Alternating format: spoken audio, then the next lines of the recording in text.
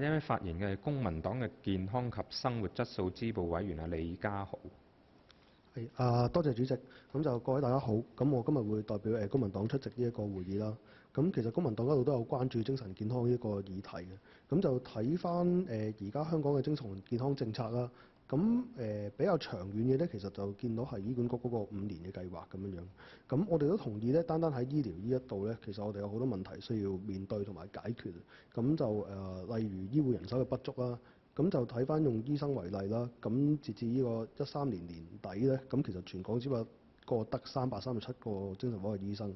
咁就比起12年同期咧，咁就334個咧，其實增加咗3個咁多，咁就相比起即係本港日益增加嘅精神科嘅需求咧，係明顯好唔足夠。咁就睇翻世界衛生組織嗰個標準啦，咁其實每萬人咁就佢哋話要有差唔多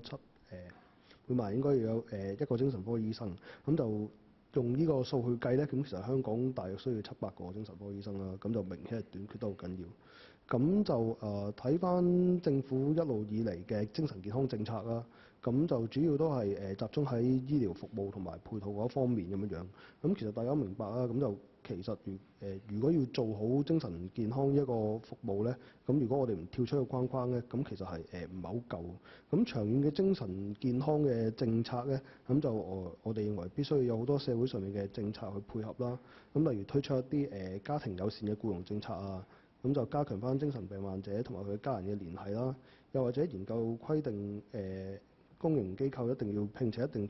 人數嘅康復者啊，或者其他嘅殘疾人士咁樣啦，咁就去鼓勵或者提供一啲措施去鼓勵私營機構聘用康復者啦，咁就幫助翻佢哋就業啦。咁就或者其他方面都可以研究下，例如教育啊、房屋啊呢啲咁嘅政策啊，咁都可以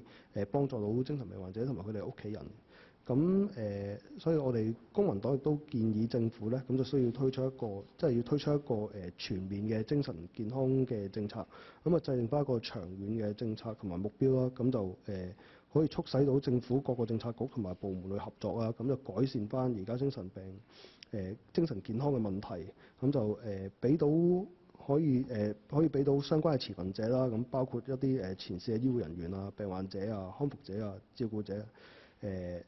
社會工作者啊，或者機構啊、學者或者其他關注本港精神健康嘅人士，咁啊參與到嗰個政策嘅制定，咁就真正幫助到精神健康嘅推動啦，同埋保障翻市民嘅健康。係，多謝。